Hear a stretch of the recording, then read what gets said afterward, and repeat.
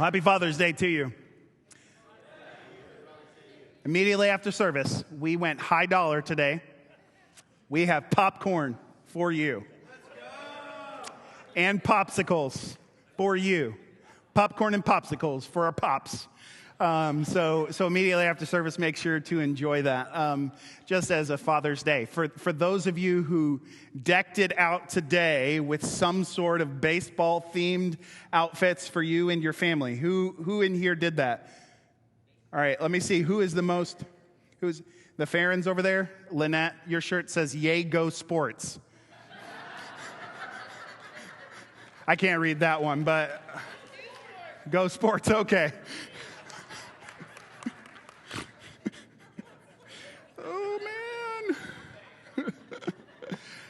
So who else in here decked themselves out? So I thank you for those of you who did it, who were not afraid. Jenkins, let me see what you got going. What is that jersey? The Padres. Okay. Anybody in here repping the Cardinals today? The Royals. All right. I love it. The Royals. Anybody?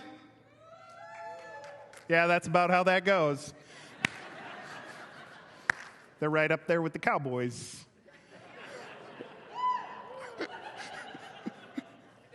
Oh, man. You guys are fantastic. So I actually don't own a jersey, so I ordered one on Amazon. Did not arrive in time. So I was going to definitely make it seem like I'm a big baseball fan, but I did not get it in time. So sorry for that. But make sure to take a picture, because the family that's the most decked out, most behind it, best picture will end up getting 15 tickets on a date of your choosing to the Cardinals games here in town. So make sure to do that. That's not just for you and for your family. That's intended for your circle, so that you can bring your circle together to just celebrate and have a good time. So the way you do that, take a picture today at some point of you all. There is a little photo booth, I believe, out there that you could take it in front of, or you can just do it wherever. And make sure to post it on social media, or shoot me an email, or text it to me, whatever. We'll get a hold of it and we'll make a decision on that. But happy Father's Day to you. I am thankful for my dad. I am thankful for my dad. My dad is one of the hardest working people I know. He is a better man than I am. And one day, I hope, that I will match up to his level. But I'm not there yet. In July, my family are heading up to celebrate my parents' 50th anniversary. Which, very exciting. We're excited for them. So as part of that, obviously 50 years for richer and for poorer, in sickness and in health, every bit of that has been something that they have lived. And so we want to honor them. And so my whole family is getting back together in mid-July. And we're so, so excited about that. We're going to be headed to Green Lake, which is Karen Wilson's neck of the woods. Beautiful, beautiful space. It's a space that kind of has history for us as a family. But as part of that, for the 50th anniversary, I thought, hey, why don't we do new family photos for my parents, so they can see the whole family and do the whole thing as the family's getting together. Because I think one of the last family photos I have for you right now. This is a picture of me and my siblings.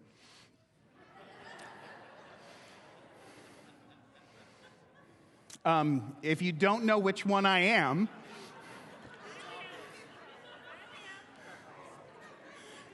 I'm the one with the smirk. And that smirk, if you don't know what that smirk is, that smirk says to you, look at my hair. That will always be my defining feature. I had no idea. I love this photo, though. It's a great photo of us. There's 6 of us, and if you don't know, we're all 2 years apart. It goes Alicia, 2 years, Shannon, 2 years, Kathy, 2 years, John, 2 years, me, then 3 years before Michael. And there's some question as to why there was a 3-year gap between me and my brother. I like to think that it's kind of like when you climb a mountain and you reach what we call that, pinnacle. You don't just head down afterwards, you know? You pause and enjoy the view for just a moment. And so that's what I like to think it was. And my siblings have different ideas. But I am the only one named Alan. My dad's named Alan. I'm named Alan. I think that means something. And so happy Father's Day. We do have more pictures than just this one, though. I wanted to share a few other of my family photos with you. I don't know if you can tell which one I am on this one. Second to the youngest. You guys recognize who it is? Also a good head of hair. Yeah, nope, not the baby. I'm the one in the overalls. Look at me. That is a good-looking kid right there. Yep, here's another one. I'm the one in the lower right there. Yep, look at that. Smirk. That was at our grandparents' place in Escanaba, Michigan. But my favorite photo of us growing up is this one.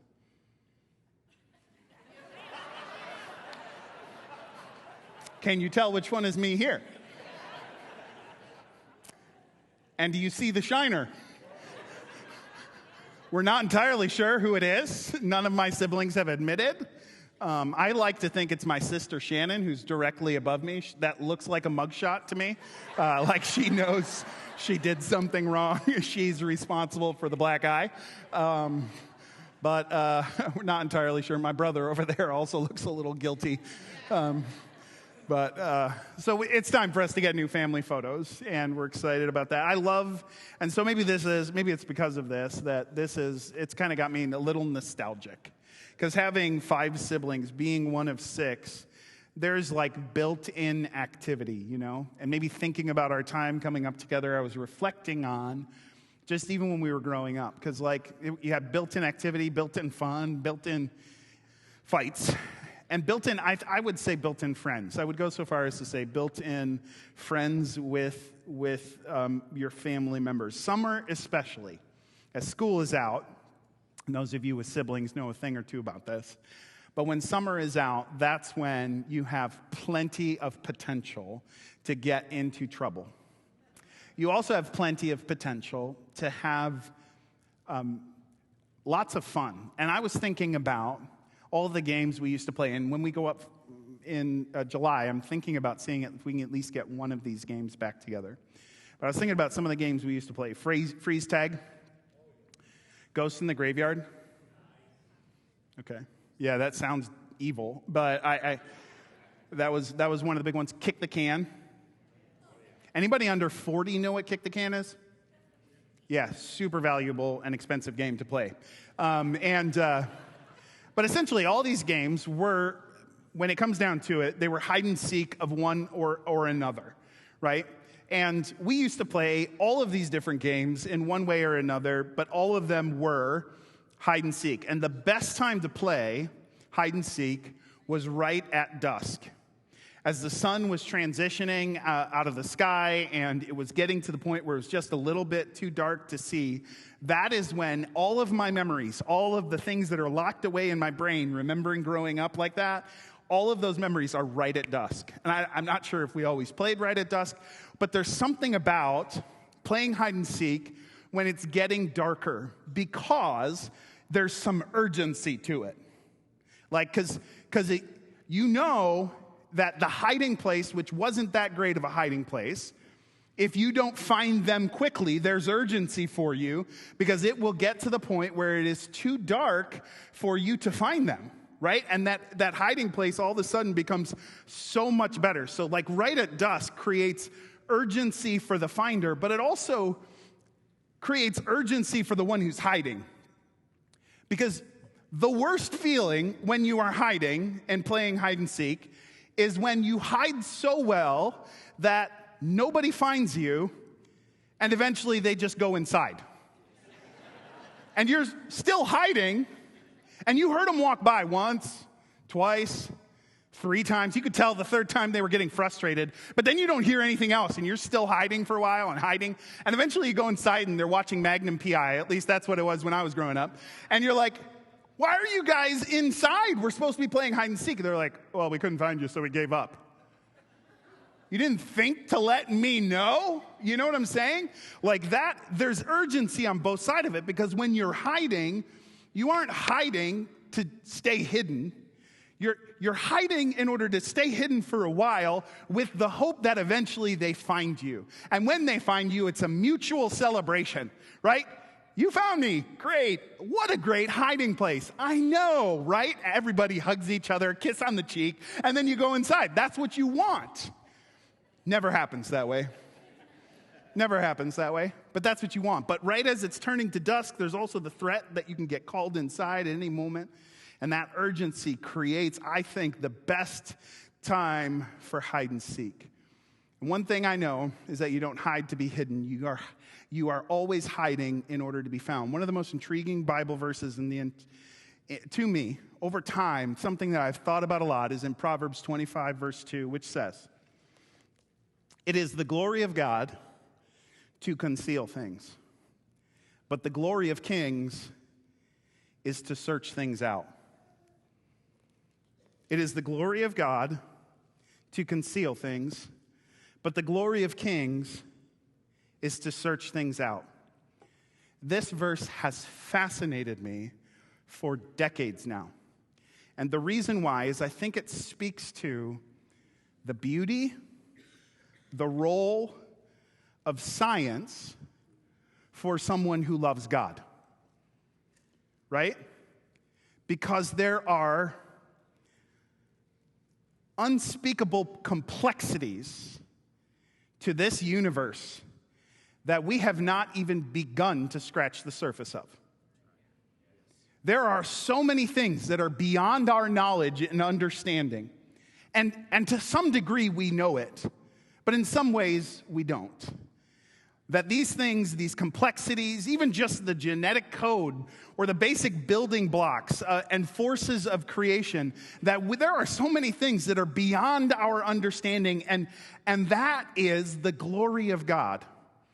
But also the beauty of it is that he gives us, as we discover those things, as we understand more about this beautiful, incredible thing that he has given to us, that there is glory for it in us, that the searching out of these things, the understanding of these mechanisms that he created and sustains, and all is held together in Jesus Christ, that as we understand and seek and search them out, that it is beautiful and glorious for us as well. It is the glory of God to conceal things, but the glory of kings is to search them out. I read that verse and I think about all of that complexity, and what it comes down to is, at the base core of it, our God is a playful God. He is playful. And when it comes to hide and seek, he is the very best at it. He is the best hider, and he's the best seeker. 100%, he's the best seeker. He is absolutely the best at it. There is always that one person when you are playing hide and seek who is the best at it. You look at them and you think, that person's not going to be a good hider. And then you see them contort into shapes that you did not know was possible. Or they hide in the washer. Anybody ever done that? Good, don't do that. Don't do that. Don't do that. Dangerous, but a great place to hide. But they contort and they hide in places that you don't even think are possible. They're always the last person to end up being found. But God is the best of all at the seeking. He nails it 100%. Remember when Jesus went to Zacchaeus' house? And he said to Zacchaeus, as Zacchaeus gathered his entire circle in order that they might be able to see Jesus. And Jesus says, today, salvation has broken into this circle. And he says, because the Son of Man came to, anybody? Seek and to save the lost. He came to seek. That's why he came, to seek those who are lost. I love Psalm 139. I wish I could read the whole passage to you. I don't have time, so I'm just going to read 4 or 5 verses. Psalm 139, verses 7 through 12. Where shall I go from your spirit? Where shall I flee from your presence? If I ascend to heaven, you are there. If I make my bed in Sheol, you are there. If I take the wings of the morning and dwell in the uttermost parts of the sea, even there your hand shall lead me, and your right hand shall hold me. If I say, surely the darkness shall cover me, and the light about me be night. Even the darkness is not dark to you. The night is as bright as the day. For darkness is as light to you. Now, when I was a kid, if I were playing hide and seek with somebody like that, I would say that is cheating. There is no place you can go and hide from him.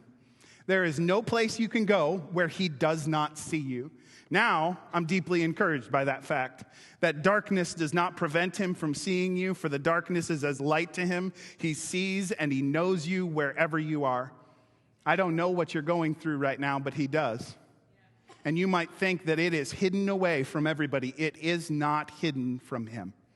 There is nothing you are enduring. There is nothing that you are experiencing that he does not know intimately. He sees you, which is the cry of our hearts, right? To be seen. Hagar in the Old Testament, a woman who was used by those who she was closest to. God had promised to Abram and Sarai that he was going to give them children to the point where they would actually become a nation, that big of a family.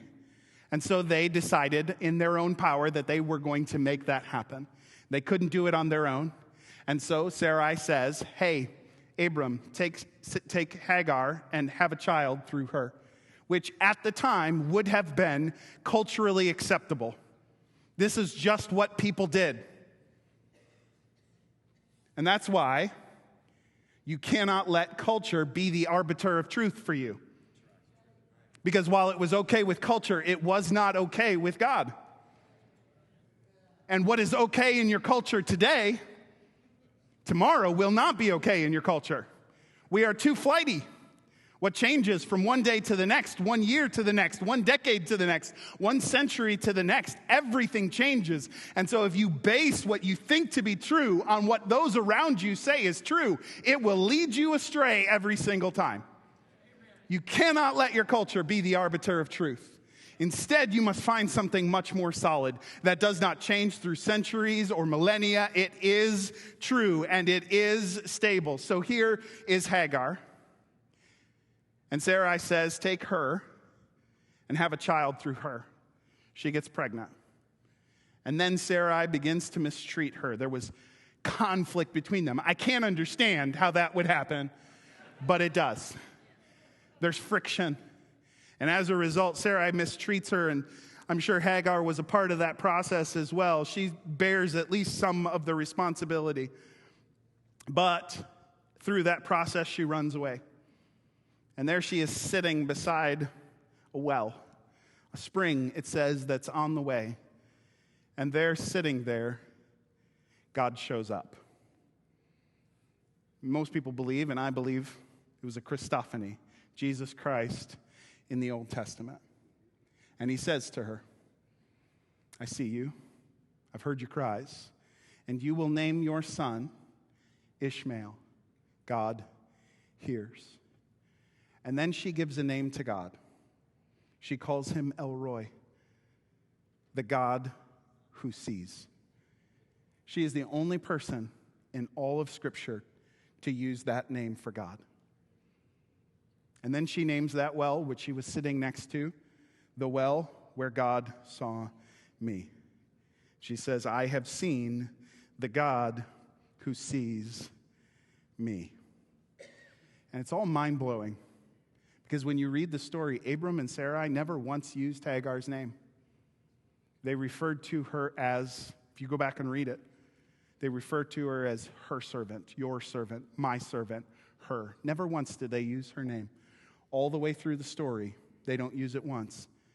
And yet when God speaks, it is the first word on his lips. He says, Hagar, and he speaks to her. He sees her right where she was. He knows her name. He knows her story. And he speaks right to her. What no one else knows, he knows. I am sorry. I am sorry that I do not see you as you wish to be seen. And I am sorry that there are people who may have used you along the way for their own benefit, for their own need.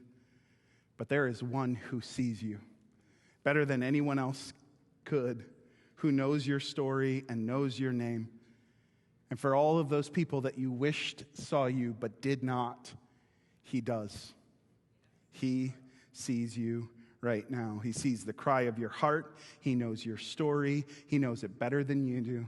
And he calls you by name because he knows you and what you have endured to get to this point, and what others have sought to use you for their own benefit, their own ends, and never bothered to use your name, never seeing you or as anything but a tool for their own needs and wants. He sees you for who you are. And ultimately, I believe that longing of our hearts to be seen was made to be met in him. And we look everywhere else for others to see us, but I believe ultimately that was made for him. And that name, which is used by Hagar, I think it's intentional that she's the only one to use that name in Scripture. I think that's intentional. I think God wanted that to be something personal between him and Hagar in order to show you that it is a personal thing that he sees you. That is a name for you and I to call on, the God who sees me. He sees me. And no matter where we are and what we're going through, he knows me. He sees me and knows my name and knows my story. And that longing to be seen, that longing to be sought was always made to be met in him, and nothing else will be enough. That's why there will never be enough fame. There will never be enough eyes on you unless it is only one set of eyes you care for, his. And then it will be met. He is the God who sees. He is the God who seeks. He is the best seeker ever. Playing hide and seek with God, you will always lose if you are hiding. Playing hide and seek with God, you will always lose if you are hiding. But you will always win if you are seeking.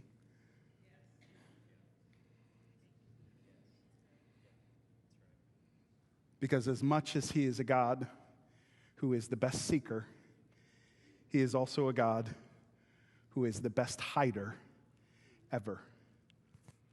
It's Father's Day, right? So here's a moment where I have an opportunity to share with young fathers, aspiring fathers, if you will, how to play hide and seek with your children. When they are younger especially, isn't that the first game we play with them anyways? Peekaboo. Oh, where am I? Oh, there I am. It's like the first game we play with our kids. And it's such a natural thing. And the response of, oh, there you are, the finding is a celebration from the youngest of ages. And as a father, when your kids get to be a little older, let's say 4 or 5 years old, so speaking to that, when my kids were younger and we were playing hide and seek, I killed them at it every time. They were terrible. Like, I knew all the best hiding places, like in the bathroom. And they, like, when they're growing up, they have no idea these nooks and crannies to your house even exist. They open the door, it's like Narnia to them. Oh, it's there. But for you, you know all of the best places to hide. And so when you're playing against 4-year-olds, there is no better feeling than crushing them at something. You know what I'm saying? And when they're crying, you're like, ha ha, losers! No, that's not how you play hide and seek with a 4-year-old. Here's how you play hide and seek with a 4-year-old. When you're playing hide and seek with a 4-year-old, you always start out, at least I did, with a decent hiding place. The type of hiding place where they really can't see you. And they walk by and you hear them. And they walk by again and you hear them again. And then the third time, if they still haven't found you, you giggle. And they perk up, but they still don't find you. And you make more noise. And still they don't find you and they wander off. So then you're like, okay, got to get more serious about this. And you move to a place that is less of a good hiding place, where they can see you around it if they just even glance in your general direction. But you hide there, and they walk by again, and you're like, they are really not getting this. So then you move to a place where you're like, there is no way they can miss me. And then they stop and they look at you and they say, silly daddy, you're the worst at this game. And you're like, yes, I am. Why? Because you don't hide to stay hidden. You hide in order to be found. The point of hiding is not to remain hidden, but to be found. The worst part of playing hide and seek is that moment when they give up and you're still hidden. It is a celebration when they find you. And that is why God is the best hider ever. That Proverbs 25 verse 2, it is the glory of high God in order to conceal things.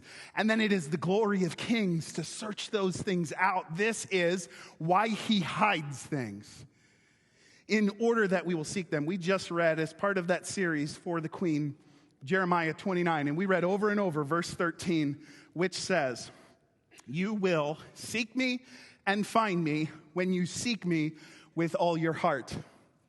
And if you didn't get that, he says immediately afterwards, I will be found by you, declares the Lord. There is no doubt about it that if we are seeking for him, he will be found by us. And you might think that makes him a terrible hider. No, just the opposite. He wants to be found by you. He wants to be found by me. But more than anything else, listen to this. He wants wholehearted seeking from us. So he doesn't always make it perfectly easy to find him. He makes us work for it a little bit. Because in that process, something happens in us. And that's what he wants more than anything else. He wants wholehearted seeking of him. A lot of people think that Jesus told stories in order that everybody would hear the message. Because if you tell stories, it keeps people's attention. That's why Jesus told stories. Well, Jesus' disciples came to him at one point and asked, so why do you tell stories, Jesus? And Jesus told them, I tell stories in order that those who want to know the truth will see it, but so that those who do not want to know the truth won't. The parables were not about making it easy. The parables were about concealing and also revealing. Both sides of it. For those who wanted to see the truth, they would see it. But those who don't want to see the truth would not. And it's like, okay, well, wait, that doesn't make sense. Well, then he even takes it further. Listen to this. And I'm not entirely sure I'm going to write a theology book on it quite yet, but there's something really important here. Because in Luke chapter 12, verse 41 through 48, let me say that again so you can write it down, because this is a story. You should read this and say, whoa, what is Jesus saying there? Because it's pretty intense. Luke 12, 41 through 48. Luke 12, 41 through 48. Jesus actually says, there's two men, two servants, he says. One of them knows what he should do and does not do it. The other one does not know what he should do and does not do it. He says, which one do you think will be punished more? In other words, we are held responsible for the things we know. Okay? And the implication of that passage seems to be that it is God's mercy for those who refuse to see the truth, for them to not have it revealed to them. That in some way he is sparing them punishment until they are ready to see it. That's what it seems to say. Read it for yourself and see if you come to the same conclusion. That it is in some ways God's mercy for those who refuse to know the truth or refuse to believe the truth to not have it fully revealed to them, in order that they won't be punished to the same level as they would if they did know it and refused it. And I don't know what all the punishment is going to look like and the levels of punishment or what, but it's a very interesting story and seems to indicate that at least some of it is God's mercy to people. But then God also hides because he knows us and he knows how we operate. And when he hides, he knows that we are the type to search things out. I'm reading from the ESV today. That's intentional. I love the ESV, English Standard Version. I love to read from it. I also love the New Living Translation. I use that most of the time. when I'm preaching. The New Living Translation is written at a 6th grade reading level. The English Standard Version is written at a 10th grade reading level. I've been through 6th grade, I've been through 10th grade, so I figured those are ones I can handle, right? I love them both. They're both fantastic. But the reading level is not the end of the story. That's not everything. What is that the New Living Translation tries to remove as much ambiguity as possible in order for us to be able to understand it to the fullness, right? Or that we would understand it to a point where it's not, it does the interpretation for us. The translators are very careful to try to interpret it properly, right? The ESV doesn't do that. It just says, here's what it says. And there's often, as a result, more ambiguity. Whichever one I read, though, I often find myself staring at verses that I don't fully understand. And I know that God wants me to. I know he wants me to understand because Deuteronomy 29, verse 29 says, the secret things belong to the Lord our God, but the things that are revealed belong to us and to our children forever, that we may do all the words of the law. He wants me to understand these things, but he doesn't want me to just understand it here. He also wants me to understand it here, that I may do all the words of the law. He wants it to come from this place, not just this place. And so often when I'm reading, it will be just out of reach for me. I'll read a verse and I'm like, okay, what is that saying? And I don't want to just go surface level. I really want to understand what it's saying and what the implications are and what that means for me. And often it'll be just out of reach for me. And I think he does that intentionally sometimes. It's like I have a friend who works at a big law firm. He got a job there, I think actually even before he had passed his bar exam. But right as he passed his bar exam, he got a raise. But when they hired him, they paid him more than a lot of the other companies around were paying. And it's a big law firm with multiple partners. And the way a lot of these things work, if you've never seen it happen, this is how it works. When you get hired, you get paid more than everybody else who would be starting out at that same range. You could go to multiple different places. You find out, oh, this one pays a little more. And then they have the partners who are paid way more. I mean, the tippity top of the partners in this law firm, they are making good money. Now, the way that works then is they take these people, get them in the door, and they pay them good to start with. What happens between here and here, though, is the pay stagnates. So right in the middle and even the upper middle of that process, as they're expanding their expertise, as they're growing in their understanding, as they're getting better and making a name for themselves, their pay does not keep pace with what they're being asked to do. So often what will happen is they'll progress and they'll put in just, I'll say, ungodly hours. I mean, just ridiculous hours above and beyond. And what they do is they allow that pay to stagnate as they do more. And some fall away. They go get jobs at other places. But for those who stick around, they may not pay them appropriately. What they hold in front of them, though, is a carrot. If you really work hard, one day you too can be a partner at this law firm. And when you do, you will make big money. And they hold that carrot in front of them, and here's why it works. Because we were made that way. We are naturally seekers. We are naturally pursuers. We are always after something. We were created to crave. We are constantly pressing towards some goal in front of us. And the thing is, the closer I get to it, the more tunnel vision I get as well. Right? So when something is just out of reach for me, when it's so close that I can taste it, when it's on the tip of my tongue, and I'm like, I'm almost there, that's the point at which I become a bloodhound, right? Like I lock in, and nothing's gonna get me away from it. Like I am so focused on that one thing. That's just who we are as humans. And so if you find yourself reading a verse that you do not understand, sometimes that's okay.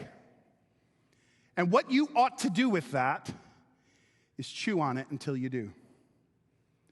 I've had people come to me and say to me, Ellen, when I read the scriptures, I don't understand them the way you do. It's like you get up and you talk about a verse and it's like, oh, it all makes sense now. It does not take me 40 minutes to write a 40-minute sermon. I chew on it for days. Some of the verses that are meaningful to me are those that I've not been chewing on for days, but weeks or months or literally years or decades. Those are the verses that go from understanding them here to understanding them here. If you think I sit down and I read a verse and it's like, oh, the implications of this. No, it takes time to do that. And so don't let that be a discouragement to you when you sit down, you read a verse. Just don't move on from it too quickly. Go back to that verse and read it again and say, okay, but what does that mean? And why are you saying that? And why is that important to me? What difference does that make in my life? The whole point is that sometimes it is not fully revealed right off the bat in order to get us to press into knowing it more and ultimately knowing him more. Sometimes things are just out of reach because he knows us. We are bloodhounds on a scent when it's just out of reach. And we will, while everybody else falls away, we will lock in and get tunnel vision on that thing until we fully understand it. This is who he made us to be.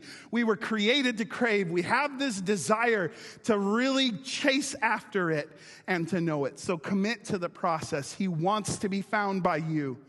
But more than he wants to be found, he wants you to wholeheartedly seek, because that is for your good. God does not hide himself without purpose. And if you sit and look around and say, God, I cannot see you. In this situation, I don't see you, God.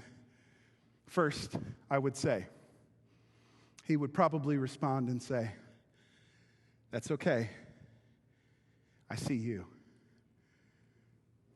It's okay. I know right where you're at. I see you.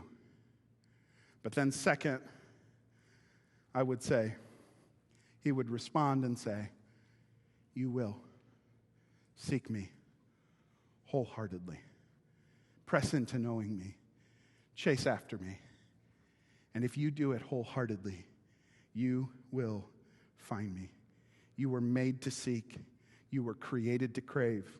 He made us for himself, and our hearts are restless until they find their rest in him. One final thought. And then I want to close this part of the service, and I want to open another part of the service. We've deliberately planned this service with some space at the end in order that we would have some time to really seek him corporately and individually. And so we're going to get into that portion in just a bit. But I want to talk about some of the implications of this. If he made us this way, as people who are pursuing, as people who were made to be seekers, if that's the case, then that gives us some implications for how we can lead ourselves. And I'm going to read you some verses that I've read you a ton of times. That's because these are verses that went from here to here for me, okay? These are verses that I think Jesus just flat out spells out for us. How to lead yourself, how to pastor your own heart, okay? He says to us in Matthew chapter 6, verse 19. He says, do not lay up for yourselves treasures on earth, where moth and rust destroy and where thieves break in and steal. But lay up for yourselves treasures in heaven, where neither moth nor rust destroys, and where thieves do not break in and steal. For where your treasure is, there your heart will be also. Jesus says, be very careful where you bank. Because where you bank is where your heart's going to end up. Right? Because we're all banking something. We're banking money. We're banking prestige. We're banking power. We're banking all sorts of things. But he says, what you put your treasure into is what your heart will be consumed by, right? What you put your treasure into is when you get stressed or you get hurt or you get broken, that's the thing that you're going to return to and pet. And you're going to come back to it because that's where your heart is. So in moments when you're stressed out, you're going to return to that spot over and over and over again. So if you return to fame, you are going to look for fame. You will search after it. You will seek after it if that's where you put your treasure. And he said, so instead, make sure that the place you invest your treasure is a place where you want your heart to run to in difficult times. Because where your treasure is, there your heart will be also. So for him, and we read this verse and we think it's just about giving financially. It is about so much more than that. This is about fundamentally understanding how we were made, and where we put those things that are valuable to us is the thing that we are going to be after, right? So if we put them in a place, then we will return to that place. We'll think about that place. It'll go back to it over and over and over again. Matthew chapter 13, verse 44 then says to us, and I love this verse as well, the kingdom of heaven is like a treasure hidden in a field, which a man found and covered up. Then in his joy, he goes and he sells all that he has and he buys that field. He found a treasure, he covered it, but he knew it. And in his joy, he went out and sold everything else because it was the only thing that mattered, and he bought that field. Where you hide your treasure, your heart will seek after. And this is important because if you do not actually love your neighbors, this is a way that you can start. Invest your treasure into them, and your heart will follow after. If you don't love your wife the way you want to, put your treasure into her, and you will. You can lead your heart because you were made to seek what is hidden. So hide your treasure where you want your heart to be. That's what Jesus is saying. Invest it in heaven, and you'll seek heaven. Final verse that'll lead us into this time, Matthew chapter 6, verse 33 says, but seek first the kingdom of God and his righteousness, and all these things will be added to you. Seek of highest priority. Seek more than anything else as your primary, as your first focus. Seek the kingdom of God and his righteousness, and everything else will be given to you or provided for you as well. I do want to end differently today. And mostly because I think there are times when we need to step back and say, what have I been seeking? And what do I want to be seeking? Because our God is a God who allows himself to be hidden at times in order to create in us a desire to seek him. But that is not so that he can remain hidden. It is so that he can be found. It is the glory of God to conceal a matter. It is the glory of kings to search it out. So what we want to do is we want to take some time, and we want to spend that time just really seeking him. And we have time here that, don't worry about dinner, because if you're going to the restaurant, the Baptists will get out after us, and it'll be okay. So you'll get there before them anyways. And we still have time here to just spend some investing in seeking after him. To take some time and to seek the Lord right at your seat. Maybe you'll remain seated. Maybe you'll stand. Maybe you'll bow right at your chair. And I'm just asking that you would spend some time seeking him. Seek him for that situation at work. Seek him for that situation in your family. Seek him just to see him. To be like Hagar in this moment, where you feel like you can't see him, but in that moment, you know he sees you. And then you can have a place where you say, I saw the Lord who sees me. And that can be your seat. What I'm asking is that we would seek the Lord and specifically just press into what he has for you right now. Just seek him. It's not like a science to it, A, B, C, D, E, but just saying, God, I want to know you. I want those things which are hidden from my sight, those things that are just beyond my grasp. I want to know them about you. But I don't want to know them here. I want to know them here. I want to deeply know it. I want to know it within the treasury of my heart. And as you do, as you seek him wholeheartedly, I believe fully that he has promised to you that you will find him.